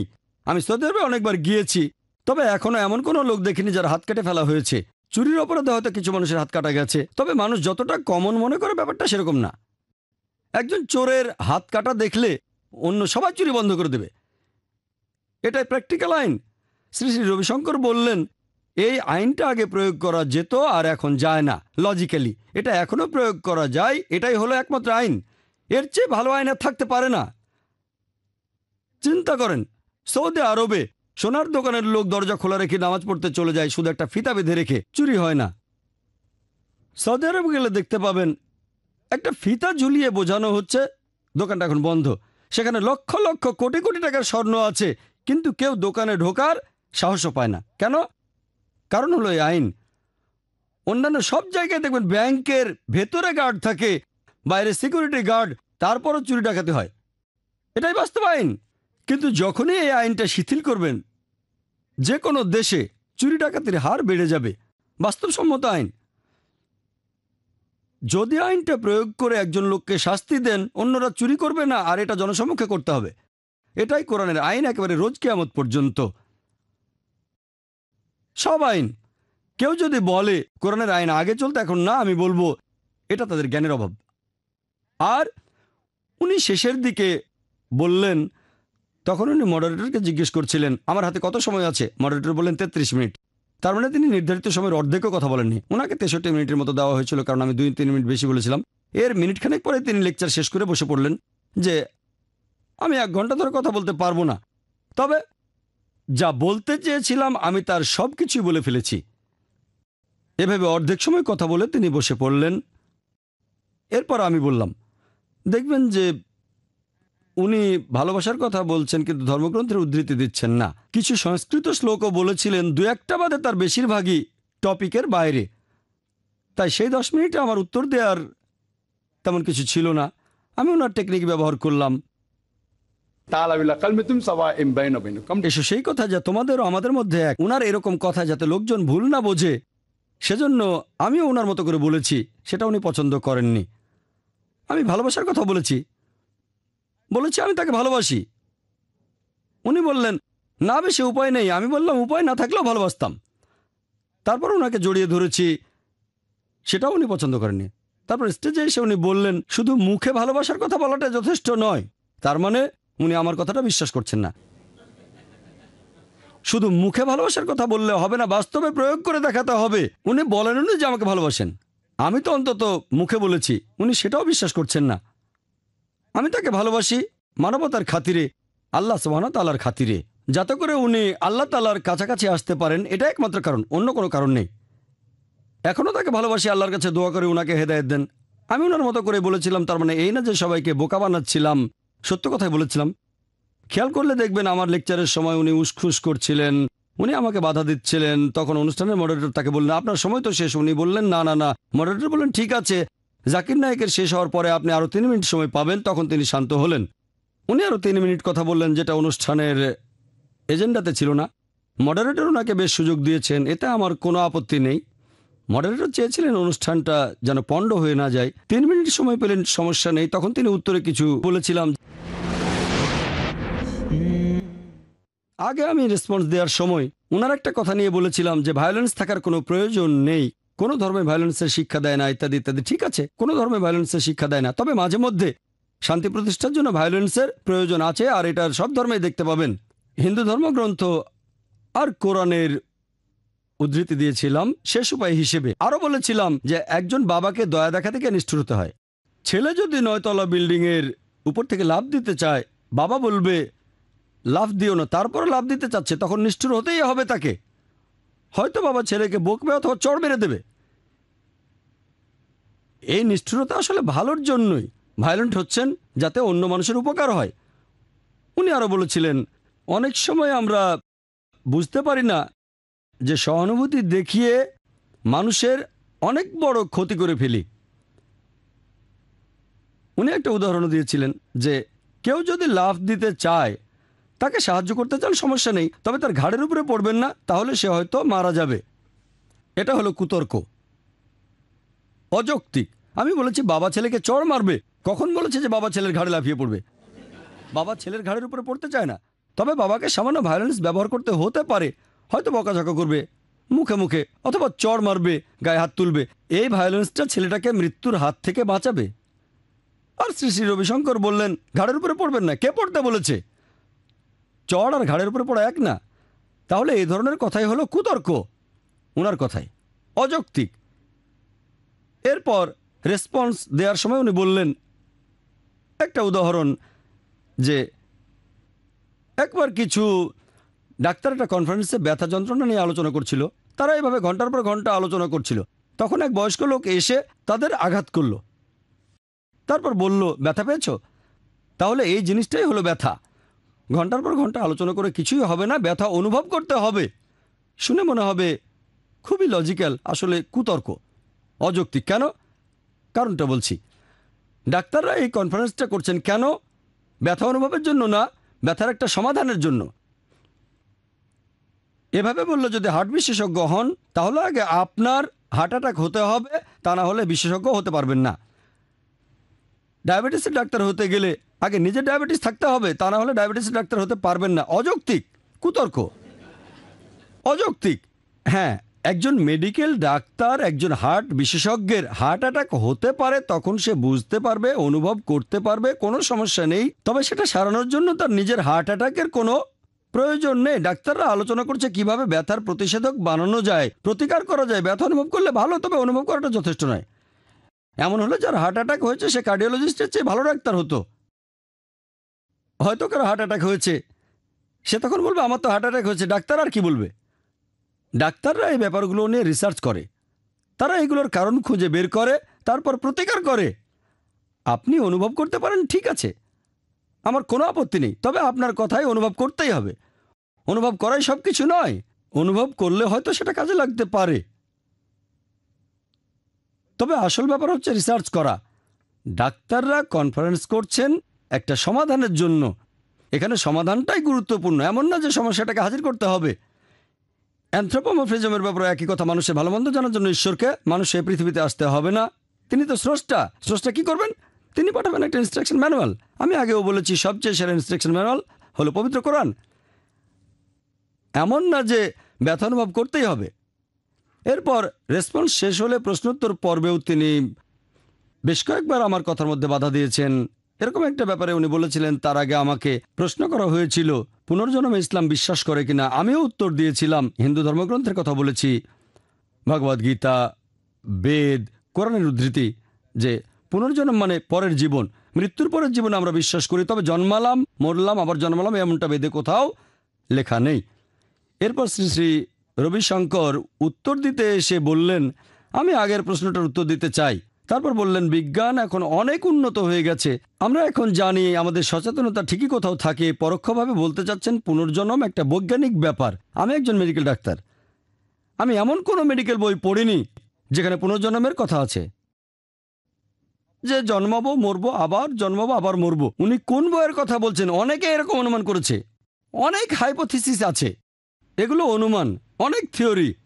তার মানে এই না যে সেগুলো মেনে নিতে হবে। এটা বৈজ্ঞানিকভাবে সত্যি হলে সব মেডিকেল বইতেই থাকতো যে জন্মাবো, মরে যাব, আবার জন্মাবো, আবার মরে যাব, আবার জন্মাবো, হাইপোথিসিস। উনি বললেন অনেকে আগের জন্মের কথা নাকি মনে করতে পারে, উনি নিজেও মনে করতে পারেন। আরও বললেন যে মাত্র 4 বছর বয়সে পুরো গীতা মুখস্থ বলতে পারতেন। 4 বছর বয়সে পুরো গীতা মুখস্থ করলে এখানে সেগুলো বললেন না কেন? আমি তো রেফারেন্স দিয়েছি। এটা বলছি না যে আমিও পুনর্জন্ম নিয়ে পৃথিবীতে এসেছি, আমি আল্লাহর দেয়া ব্রেনের উপরে ভরসা করছি। আল্লাহ বলেছেন পুনর্জন্ম নেই। বিভিন্ন মুসলিম দেশেই অনেক ছেলে মেয়ে মাত্র 7-8 বছর বয়সে কোরআনে হাফেজ হয়ে যায়, আর গীতার সাথে তুলনা করলে পবিত্র কোরআন তো অনেক বড় বই। গীতা খুবই ছোট বই, 18 চ্যাপ্টার, কোরআনে 114 চ্যাপ্টার, অনেক বড়। আমাদের ছেলেমেয়েরাই, কিন্তু আমরা বলি না ও এরা তো পুরো মুখস্থ করে ফেলেছে। কোরআনে হাফেজ ওরা, নিশ্চয়ই তারা এর আগের জন্মে এগুলো শিখেছিল। এটা হলো কুতর্কের উদাহরণ, অযৌক্তিক। যদি আসলেই গীতা আপনার মুখস্থ থাকে, আলোচনাটাই তো ধর্মগ্রন্থ নিয়ে, কিন্তু সেখান থেকে তো বললেন না। এছাড়াও আপনারা দেখবেন উনি বলেছিলেন এর আগে আমাকে প্রশ্ন করা হয়েছিল অবতার সম্পর্কে, আর মুহাম্মদ সাল্লাল্লাহু আলাইহি সাল্লাম সম্পর্কে হিন্দু ধর্মগ্রন্থে কিছু আছে কি না অনেকগুলো রেফারেন্স দিয়ে বলেছিলাম। অনেক, এমন না যে এগুলো আগের জন্মে শিখেছিলাম, সবই জন্মে শিখেছি।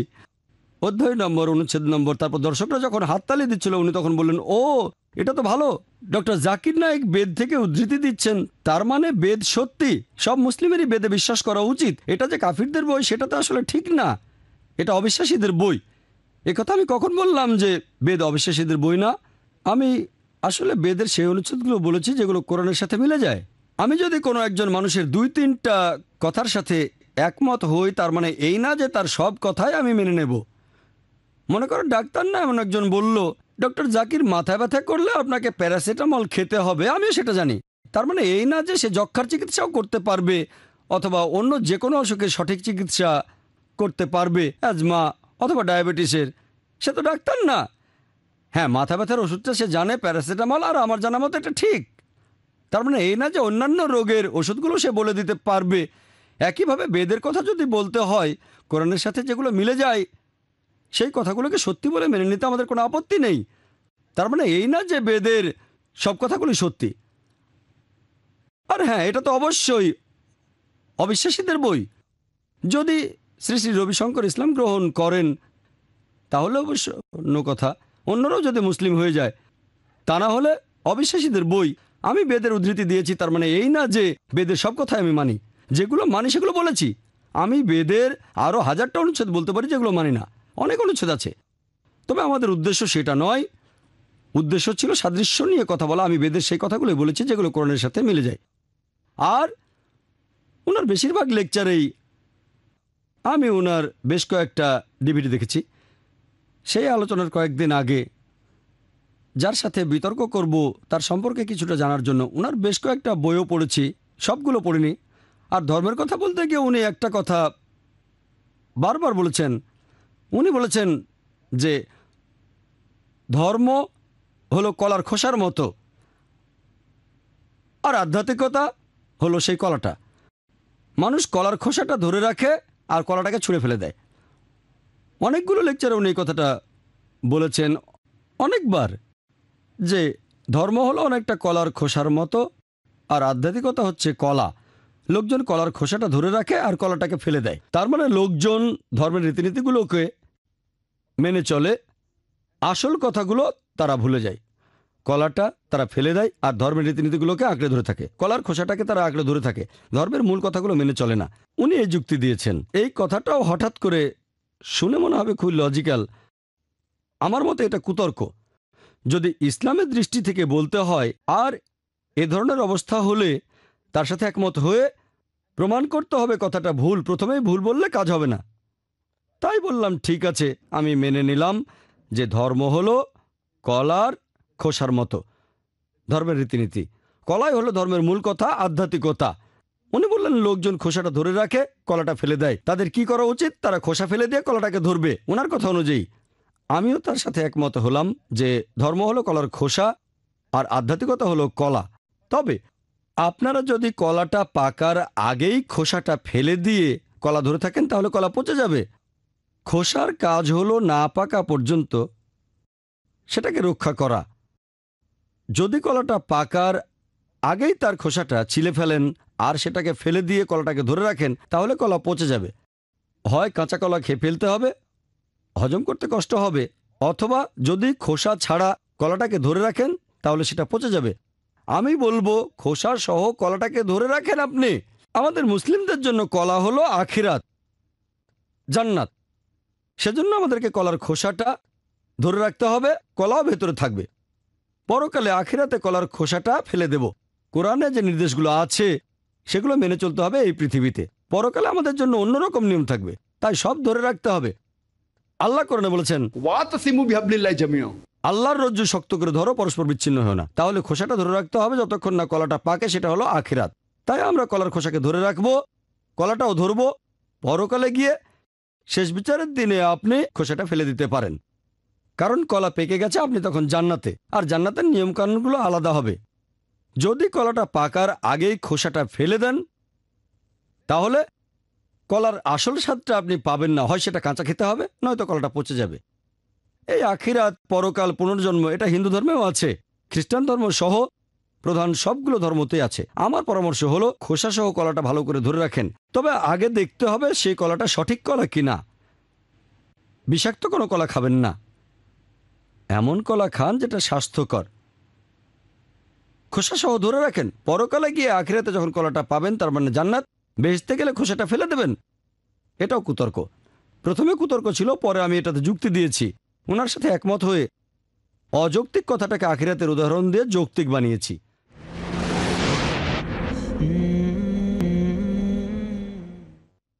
শ্রী শ্রী রবিশঙ্কর আরও বলেছিলেন যে আমাদের প্রচার করা উচিত, তবে ব্যক্তিগত মতামত প্রচার করব না, শুধু একটা মতবাদই প্রচার করব, মানুষের সেবা করা।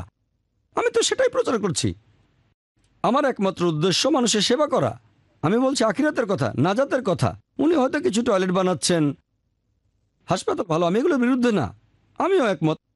তবে এটা ছোট কাজ, আমি আরো বড় কাজের কথা বলছি, শিরক না করার কথা, আখিরাতে নাজাত পাওয়ার কথা। তাই আমার কাজটা আরো অনেক বড় কাজ। ওনার একটা অর্গানাইজেশন আছে, আর্ট অফ লিভিং, উনি প্রতিষ্ঠাতা।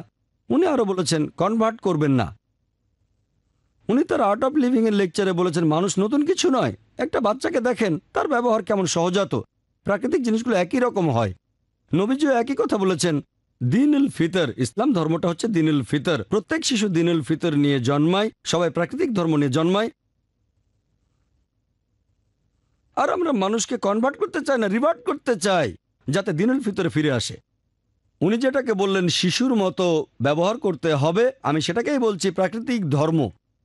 সে রিভার্ট হবে, আসল ধর্ম আসল জায়গায় প্রাকৃতিক ধর্মে ফিরে আসবে। নবীজিও একই কথা বলেছেন, একজন মানুষ জন্মায় প্রাকৃতিক ধর্ম নিয়ে, দিনুল ফিতর। পরবর্তীতে তাকে প্রভাবিত করে গুরুজনেরা, বাবা মা, তারপর সে আগুন পূজা, মূর্তি পূজা শুরু করে ভুল পথে চলে যায়।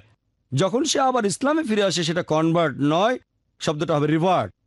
আমরা কাউকে কনভার্ট করছি না, আর আমরা শুধু দাওয়া দিতে পারি, ধর্ম প্রচার করতে পারি। আল্লাহ বলেছেন फज़क्किर इन्नमा अंत मुज़क्किर। সূরা গাশিয়ার 21 নম্বর আয়াতে উল্লেখ করা হয়েছে যে আমাদের কাজ হলো ধর্ম প্রচার করা, হেদায়েত করা, রিভার্ট করা আল্লাহ তাআলার হাতে, আমরা পারবো না। তাই আমরা মানুষের সেবা করছি, এটাই একমাত্র উদ্দেশ্য। ব্যক্তিগত কোনো উদ্দেশ্য নেই যে লোকজন আরো বেশি করে সুদর্শন ক্রিয়া প্র্যাকটিস করুক। আর্ট অফ লিভিং, আমরা 130 কোটি মুসলমানদের ক্লাবটা আরো বড় করতে চাই। আল্লাহ পবিত্র কোরআনে বলেছেন যে আমার ধর্মের মতো আর কোনো ধর্ম নেই। আল্লাহ তাআলার কাছে ধর্ম কেবলমাত্র একটাই। পবিত্র কোরআনে সূরা ইমরানের 19 নম্বর আয়াতে উল্লেখ করা হয়েছে, इन्न दीन इंदल्लाहिल इस्लाम। একমাত্র দিন, একমাত্র জীবন দর্শন, একমাত্র আর্ট অফ লিভিং যেটা আল্লাহ তাআলার কাছে গ্রহণযোগ্য, সৃষ্টিকর্তার কাছে, সেটা হলো স্রষ্টার কাছে আত্মসমর্পণের মাধ্যমে শান্তি অর্জন করা। আল্লাহ তাআলার কাছে ধর্ম কেবলমাত্র একটাই, 2-3টে ধর্ম নেই। স্রষ্টা একজন, ধর্ম একটাই।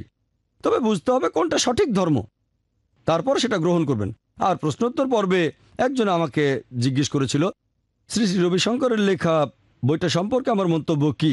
আমি শুরু করতে উনি বাধা দিয়ে বললেন, আপনারা আমার বইটা নিয়ে আলোচনা করছেন কেন? এই বইটা আমি তাড়াহুড়ো করে লিখেছি, গুজরাটের রায়টের সময় 3 দিনে লিখেছি।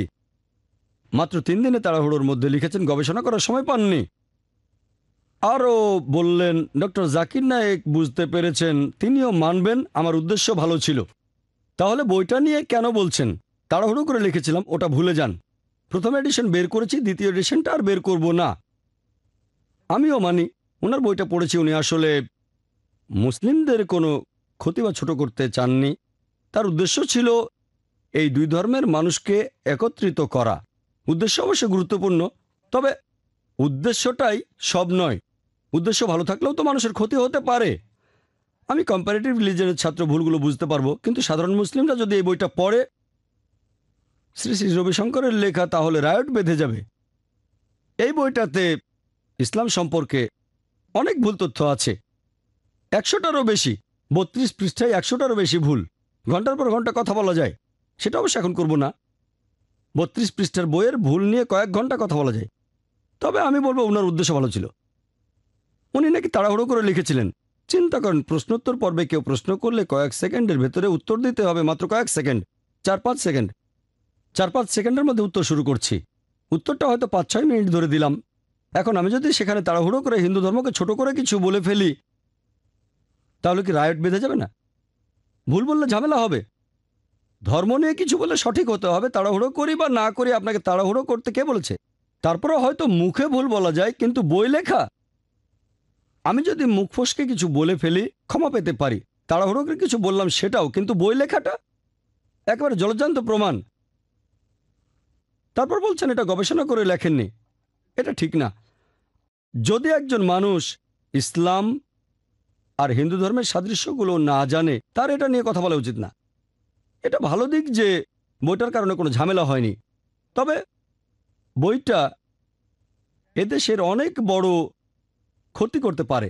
এখানে এত বেশি ভুল আছে, আর উনিও মেনে নিয়েছেন যে বইটাতে ভুল আছে, তাই এই বইটা তার বিক্রি করা উচিত না। এটা এখনও আর্ট অফ লিভিংয়ে বিক্রি করা হয়। আমি কয়েকদিন আগে তাদের কাছ থেকে এটা কিনেছি।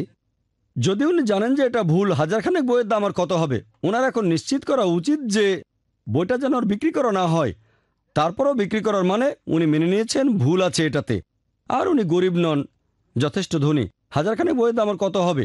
তবে একটা ব্যাপার আলহামদুলিল্লাহ, উনি সবার সামনে স্বীকার করেছেন যে বইটাতে ভুল আছে। আমি আগে এই ভুলগুলোর কয়েকটা সম্পর্কে বলেছিলাম, অন্য ভুলগুলো নিয়ে বলার সময় আপত্তি জানালেন। আমিও দেখলাম উনি মেনে নিয়েছেন যে কথাগুলো ভুল। আমি আর মন্তব্য করব না, বসে পড়েছিলাম, আমি প্রশ্নের উত্তর দেইনি। তবে আমার মনে হয় কিছু ব্যাপারে আলোচনা করা উচিত, কারণ বইটা এখনো বিক্রি করা হচ্ছে। বইটার লেখক খুব বিখ্যাত একজন লোক, ইন্ডিয়ার সবচেয়ে বিখ্যাত হিন্দু গুরুদের মধ্যে একজন। তাই ইনশাল্লাহ বইটা নিয়ে কথা বলবো, তবে খুব বেশি সময় বলবো না। বিস্তারিত বলতে গেলে কয়েক ঘন্টা লেগে যাবে। আমি কয়েক মিনিটের মধ্যেই বইটার প্রধান ভুলগুলো নিয়ে আলোচনা করব। কয়েকটা আগের লেকচারে বলেছিলাম, সেগুলো এখানে সংক্ষেপে বলবো। শ্রী শ্রী রবিশঙ্কর তার এই বইতে লিখেছেন, Hinduism and Islam the common thread, 1 নম্বর পৃষ্ঠায় একেবারে ভূমিকাতে লিখেছেন যে কোরআন বলছে তোমরা কাফিরদের মেরে ফেলো। কোরআনে কথাটা আছে, তবে এটার একটা প্রসঙ্গ আছে। এ ব্যাপারে আমি আগেও বলেছি, সূরা তাওবার 5 নম্বর আয়াতে এটা উল্লেখ করা আছে। উনি সেখানে রেফারেন্স দেননি। প্রসঙ্গটা হলো সে সময় মুসলিম আর মক্কার মুশরিকদের মধ্যে একটা শান্তি চুক্তি হয়েছিল, আর মুশরিকরা চুক্তির শর্ত ভেঙেছিল। তারপর যুদ্ধক্ষেত্রে আল্লাহ বলেছেন শত্রু দেখলে ভয় পেও না, তাকে মেরে ফেলো। এটা যুদ্ধের ময়দানের কথা, অন্য জায়গার কথা না। আর অনেকে লাভ দিয়ে 7 নম্বরে চলে যান, কারণ 6 নম্বরে উত্তরটা আছে। কিন্তু তারা যদি শান্তি চায়, আশ্রয় চায়, তাহলে শুধু আশ্রয় দেবে তা নয়, নিরাপদ আশ্রয়ে পৌঁছে দেবে। এই কথাটা আমি অনেক লেকচারে বিস্তারিত বলেছি, সেদিনের প্রশ্নোত্তর পর্বেও। এরপর 2 নম্বর পৃষ্ঠা, এটা তার বইয়ের প্রথম অধ্যায়, ফেইথ ইন ওয়ান গড। তিনি লিখেছেন, সবাই মনে করে হিন্দু ধর্মে অনেকজন ঈশ্বর আছেন। আসলে সত্যি কথা বলতে হিন্দু ধর্ম কেবলমাত্র একজন ঈশ্বরে বিশ্বাস করে। যদিও রংধনুতে 7টা রং দেখা যায়, সেটা আসে একটা সাদা আলো থেকে। একইভাবে হিন্দু ধর্মের যে 33 কোটি ঈশ্বর, 33 কোটি দেবদেবী, এরা সবাই এসেছেন পরমাত্মার একটা রশ্মি থেকে। তার মানে 33 কোটি দেবতা এসেছেন মাত্র একটা রশ্মি থেকে, যার উৎস হচ্ছে পরমাত্মা, যিনি সবার চেয়ে উপরে। এই কথার প্রথম অংশটার সাথে আমি একমত, পুরোপুরি একমত। এই কথা সেদিনের অনুষ্ঠানে বলেছিলাম যে অনেকে মনে করে হিন্দু ধর্মের অনেক দেবদেবী আছেন, আসলে হিন্দু ধর্মে একজন ঈশ্বর। তারপর উনি বললেন, আমরা আদ্বৈতায় বিশ্বাস করি, এক ঈশ্বরকে বিশ্বাস করা। আরো বলেছেন যে যদিও রংধনুতে 7টা রং থাকে, এরা সবাই আসে একটা সাদা আলো থেকে। একইভাবে হিন্দুদের এই 33 কোটি দেবদেবী, তারা সবাই হলেন একজন পরমাত্মার রশ্মি। আমার মতে তার দেওয়া এই তুলনাটাও একটা কুতর্ক, অযৌক্তিক। সাধারণ মানুষ কথাটা মেনে নেবে, বাহ ভালোই তো, রংধনু 7টা রং কিন্তু আলো একটা। তেমনি হিন্দুদের 33 কোটি দেবতা, ঈশ্বর একজনই। বিজ্ঞান এখন জানতে পেরেছে আলোর মধ্যে 7টা রং থাকে, VIBGYOR, violet, indigo, blue, green, yellow, orange আর রেড। তবে প্রত্যেকটা রং আলাদাভাবে সাদা আলো নয়। সবগুলো রং যদি সমান অনুপাতে থাকে তাহলে সাদা আলো তৈরি হবে। যদি একটা রঙও বাদ যায়, সেটা সাদা রং হবে না। রংধনুর রঙের সাথে 33 কোটি দেবদেবতার ঈশ্বরের তুলনা করার মানে যেন বলা হচ্ছে সর্বশক্তিমান ঈশ্বরের 33 কোটি উপাদান আছে। ব্যাপারটা যেন এরকম, আমাদের মানুষের শরীরে 11টা অংশ থাকে, দুটো পা, দুটো হাত, একটা মাথা, একটা ঘাড়, দুটো কাঁধ, একটা বুক, একটা পেট, একটা শ্রোণী, 11টা অংশ। তবে মাত্র একটা অংশ দিয়ে মানুষের পুরো শরীরটা তৈরি হয় না। সবগুলো অংশ যদি সঠিক জায়গায় থাকে তাহলে একটা মানুষের শরীর পাবো। প্রত্যেকটা অংশ আলাদাভাবে মানুষের শরীর নয়। কোনো একটা অংশ বাদ গেলে সেটা সম্পূর্ণ শরীর নয়।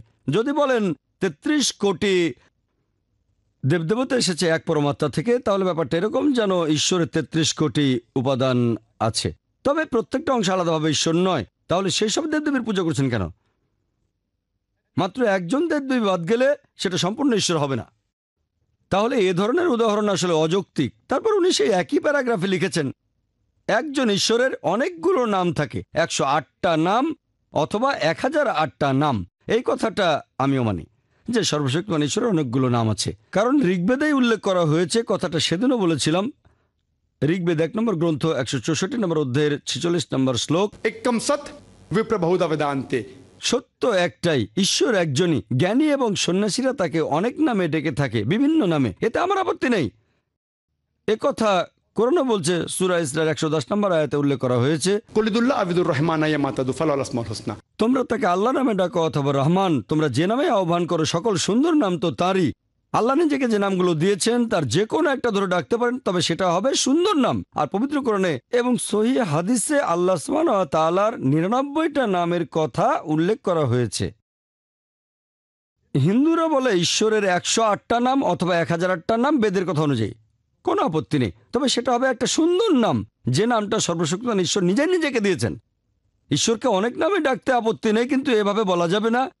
রংধনুর 7টা রং আসলে একটা সাদা আলো থেকে এসেছে, তেমনি 33 কোটি দেবদেবী এসেছে এক পরমাত্মা থেকে। এটা অযৌক্তিক। নামে কোনো সমস্যা নেই, অনেক নামে ডাকতে পারেন। যেমন ধরেন, আমার নাম জাকির আব্দুল করিম নায়েক, এছাড়াও আমাকে বলা যেতে পারে আবু ফারিক জাকির নায়েক, তার মানে হচ্ছে ফারিক বাবা। এছাড়াও বলা যায় আবু জিকরা জাকির নায়েক, মানে জিকরাকের বাবা, অথবা আবু রুজদা জাকির নায়েক, রুজদার বাবা। 4টা নাম, সবগুলো একজনের, সবগুলো আমাকে দেখিয়ে দিচ্ছে, সবগুলো নামে আলাদা। এগুলো আর অন্য কাউকে বোঝাচ্ছে না। 4টা আলাদা নাম, কিন্তু মানুষ একটাই। নাম আলাদা হতে পারে, তবে শুধু আমার হাতটা পুরো জাকির নায়েক নয়। শুধু পা দিয়ে পুরো জাকির নায়েককে পাচ্ছেন না। হাত দুটো না থাকলে আমি পুরো জাকির নায়েক না, আমি অসম্পূর্ণ। একইভাবে ঈশ্বরকে অনেক নামে ডাকতে পারেন, তবে নামটা সঠিক হতে হবে। ইসলাম ধর্মে যে নামটা আল্লাহ নিজেই নিজেকে দিয়েছেন, কোরআন এবং সহিহ হাদিসে 99টা নাম আছে। তাহলে অনেকগুলো নামে কোনো সমস্যা নেই। তবে যদি বলেন ঈশ্বরের অনেকগুলো রূপ, এক রশ্মির অনেক উপাদান, সেটা অযৌক্তিক।